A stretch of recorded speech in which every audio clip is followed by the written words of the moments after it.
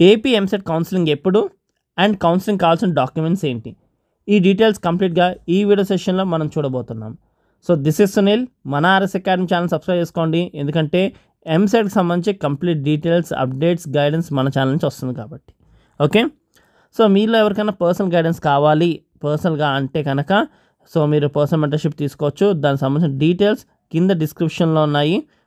So ఖచ్చితంగా మీ rank కన్నా best college మీకు రావాలి అంటే కనుక ఖచ్చితంగా పర్సనల్గా మా నుంచి మెంటర్షిప్ తీసుకోవచ్చు. సో ఏమేమి మా మెంటర్షిప్లో మీకు వస్తుందో అన్న డీటెయిల్స్ సంబంధించి మేము ఇక్కడ ఇచ్చాం. వెబ్ ఆప్షన్ సంబంధించిన tricks, web option list, top college, best college, account rank guide చేస్తాము. సో డీటెయిల్స్ అన్ని ఇక్కడ ఇచ్చాము. 8 పాయింట్స్ ఉన్నాయి కదా, 8 పాయింట్స్ బేస్డ్లో మీరు చూసుకోవచ్చు. సో అండ్ ఇంకా కావాలంటే డిస్క్రిప్షన్ డీటెయిల్స్ ఉన్నాయి, దాన్ని బట్టి మీరు పర్సనల్ గైడెన్స్ కూడా తీసుకోవచ్చు.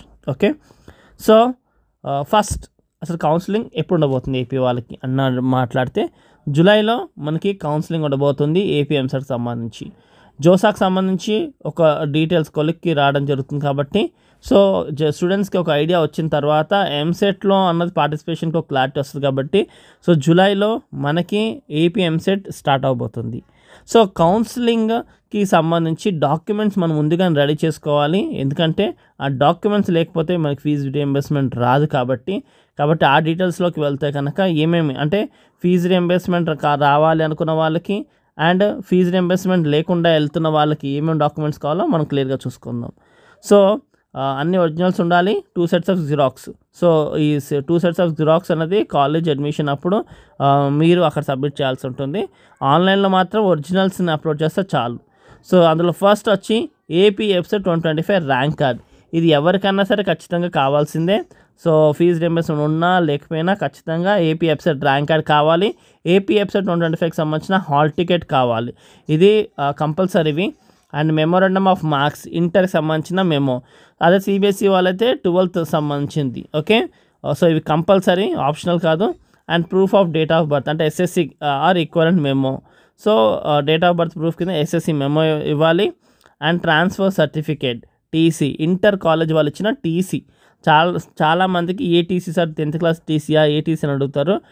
10th క్లాస్ ఇష్యూ చేసిన టీసీని మీరు ఇంటర్మీడియట్లో ఇస్తారు. ఇంటర్మీడియట్లో ఇచ్చిన టీసీని తీసుకొచ్చి మీరు బీటెక్ కాలేజ్ ఇవ్వడం జరుగుతుంది. Okay, and study certificates 6 to intermediate.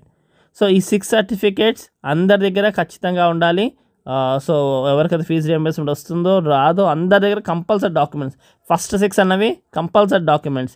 ఏది AP EAMCET rank card, hall ticket and inter memo, 10th memo, TC and study certificates అంటే బోనఫైడ్ సర్టిఫికేట్స్, స్టడీ సర్టిఫికేట్ 2 ఒకటే, 6 to ఇంటర్మీడియట్ వరకు.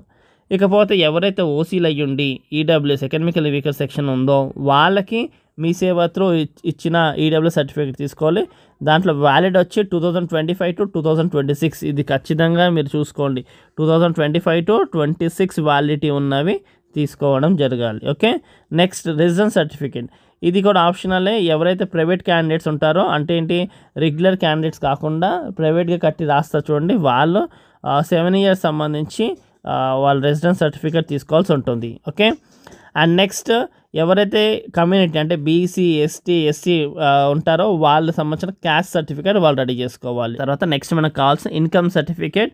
ఇన్కమ్ సర్టిఫికేట్ జనరల్గా మనకి ఏపీలో 4 yearsకి ఇస్తారు కాబట్టి 1/1/2022 తర్వాత ఇష్యూ చేసిన ఇన్కమ్ సర్టిఫికేట్ వ్యాలిడ్, లేదా 2025 మనకి ఉండాలి వ్యాలిడ్ అందులో, అప్పుడు ఆ ఇన్కమ్ సర్టిఫికేట్ కన్సిడర్ చేస్తారు. అండ్ అలాగే రేషన్ కార్డ్, ఇన్కమ్ సర్టిఫికేట్ లేకపోతే రేషన్ కార్డు ఉన్నా పర్లేదు, కానీ కండిషన్స్ ఏంటంటే రేషన్ కార్డులో పేరెంట్ నేమ్ ఉండాలి, క్యాండిడేట్ నేమ్ ఉండాలి, అప్పుడే మనకి ఆ రేషన్ కార్డు ఇన్కమ్ ప్రూఫ్ కింద పనిచేస్తుంది. సో లిమిట్ వచ్చేసి 2,50,000. సో ఇది డీటెయిల్స్ ఇన్కమ్ సర్టిఫికేట్ సంబంధించి 4 yearsకి ఇస్తారు కాబట్టి 1/1/2022 తర్వాత ఇష్యూ చేసింది మనకి వ్యాలిడే, అంటే 1/1/2022 తర్వాత ఇష్యూ చేసి ఉండాలి, అందులో వ్యాలిడ్ టిల్ 2025. ఇక్కడ మనకి మెయిన్ వ్యాలిడ్ 2025 అన్నది ముఖ్యంగా మనకు కావాల్సింది. ఓకే, సో ఇది కంప్లీట్గా కావాల్సిన మనకి డాక్యుమెంట్స్. ఫస్ట్ 6 ఏమో కంపల్సరీ కావాలి. నెక్స్ట్ 7 to 10 వచ్చి వాళ్ళకి ప్రైవేట్ క్యాండిడేట్స్ అయితే 8th సర్టిఫికేట్ రెసిడెన్స్ కావాలి, ఈడబ్ల్యూఎస్ వాళ్ళైతే 7th ఈడబ్ల్యూఎస్ సర్టిఫికేట్ కావాలి. మిగతా వాళ్ళకి అంటే ఎస్సీస్, ఎస్టీస్, బీసీస్ అయి ఉండి వాళ్ళకి ఏం కావాలంటే క్యాస్ట్ సర్టిఫికేట్, ఇన్కమ్ సర్టిఫికేట్ కావాలి. ఓకే, అండ్ వాటి డేట్స్ చూసుకోండి, ఖచ్చితంగా ఆ వ్యాలిడిటీ ఉందా లేదా. ఎందుకంటే మీరు మీ దగ్గర ఉందనుకుంటారు కానీ ఈ డేట్స్ పట్టించుకోరు. వ్యాలిడ్ డేట్స్ ఈడబ్ల్యూఎస్ సర్టిఫికేట్కి, ఇన్కమ్ సర్టిఫికేట్కి వ్యాలిడ్ డేట్స్ కరెక్ట్గా చూసుకోండి. ఐ హోప్ ఈ వీడియో మీకు చాలా హెల్ప్ అయింది అనుకుంటున్నాను. పర్సనల్ గైడెన్స్ కావాలనుకున్న వాళ్ళు ఖచ్చితంగా ఆ డీటెయిల్స్ కింద ఉన్నాయి డిస్క్రిప్షన్లో, క్లిక్ చేసి దాన్ని బేస్డ్ ఆన్ మీరు పర్సనల్ గైడెన్స్ తీసుకోవచ్చు.